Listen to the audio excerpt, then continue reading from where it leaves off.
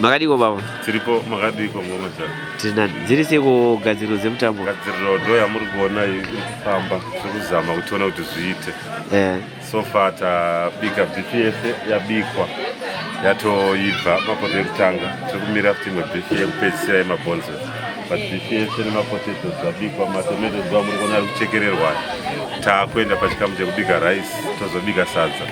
Neimwe BPS mombe iri kuraiwa, but preparation yedu so far tikuratidza kuti tinobata time. Lunch yedu 1 o'clock program tinoibata. Saka zvinhu zvese zviri kuenda according to plan. Tinofara vana mama vese vamuri kuona vari kucooperata. Tawana vana mama vese 10 from each province.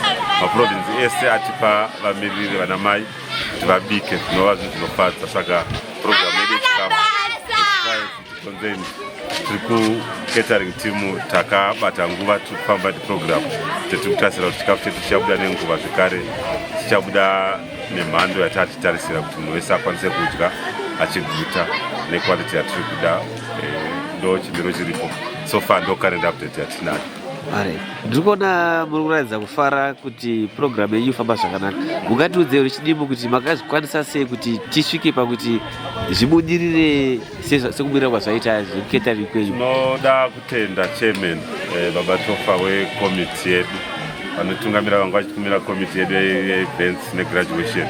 Vakakwanisa kutenga zvinhu zvese vakabatsirwa zvekare namai Chemhere vakafamba navo vakaitwa meeting nekuda kwebasa ndekubulawa. Ndakati mamai Chemhere vaende kunomirira catering team. Vakakwanisa kutenga zvinhu zvese, mapotatoes, vakatenga nyama, machickens aripo. Tatopedza kumabhoila ari kuroswa mukati mombe. Vatopakwa nevakomana vakakwanisa kuuraya mombe nezivo. Tina mukoma Misheki vakatungamira program yose.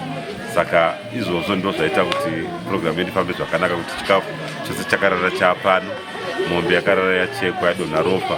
Saka nhasi tangomuka tichicheka. Zvekare tatanga program yedu na3 nezuro takadedzera chidedzero chekuti vana mai vose vatachitaura vauya by 3 am vange vapano. Saka izvozvo ndo zvaita kuti program yedu ikasire nekuti hatina kuzorara, tazongomukira chitongotanga basa kusvika nhasi.